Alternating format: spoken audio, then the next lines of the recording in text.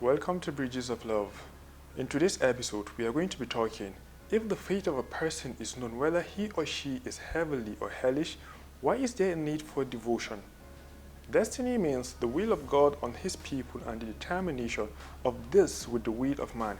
In other words, a person will do something if God Almighty decide, he will create what he started. The prophet who sees and knows the work that the person will do will be of blessing, and Allah wills it with his knowledge. Allah subhanahu wa ta'ala is already determined. This is what we call destiny.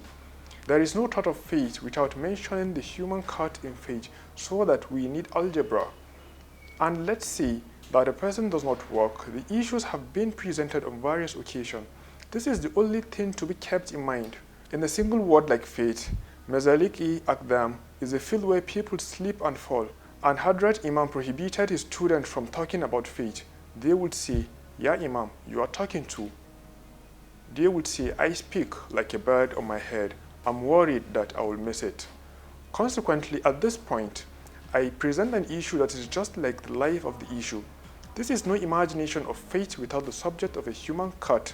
There is no imagination of fate with the subject of human cut, of the will to produce that cut.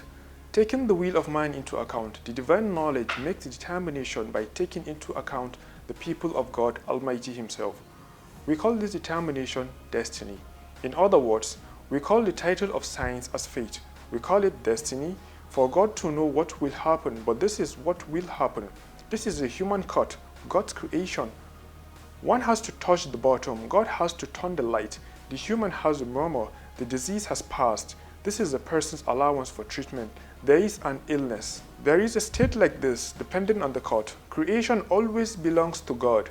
We call the determination of the success of these two things and the determination of the divine knowledge. We call it destiny to determine both. Just as you cannot envision a clock whose hands do not click and the hands do not move. It is not a clock that you can envision even though the hands are moving. The movement of the hands that show you your time in one way or another with the rotation of the wheel inside the clock are essentially two aspects of a single movement.